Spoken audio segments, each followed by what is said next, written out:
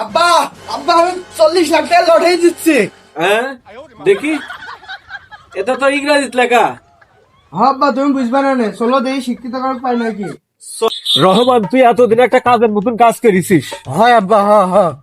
রহমান, আমি একটা শিক্ষিত লোক দেখি, এটি দেখায় কোন ব্যাংকে থেকে টাকা তোলা যাবে। হ্যাঁ চলো চলো।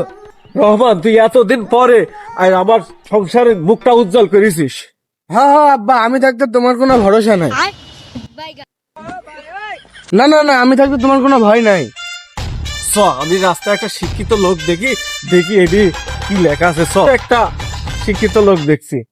আচ্ছা ভাই, দেখেন তো এটিতে কি লেখা, এটা একটু দেখেন তো কোন ব্যাংকের থেকে টাকাটা তুলতে হবে। এটা তো ইংরাজিতে লেখা, ইংরাজিতে আমি বুঝিনি।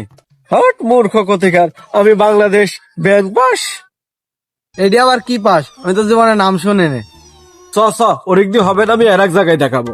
আব্বা এই টাকা ব্যাংকে থেকে তুলি আমরা তোমাকে সাথে ফুটপাথ গেলে রুম বুক করি সেই পাঠিয়ে দিব চাকরি। ও ভাই, দেখেন তো কোন ব্যাংকে থেকে 40 লাখ টাকা পাবো। আমার ছেলে ব্যাংকে লটারি পাইছে। এটি তো 2 বিক্রি জমি বিক্রি করা দলিল, এটি কিসের লটারি টিকিট? এটি তো আপনার 2 বিঘি জমি বেচার দলিল, এখানে তো আপনার সাইন আছে, এটি কিসের লটারি টিকিট? কিরে, তুই 2 বিঘি জমি বিক্রি করে 40 লাখ টাকা কি করেছিস?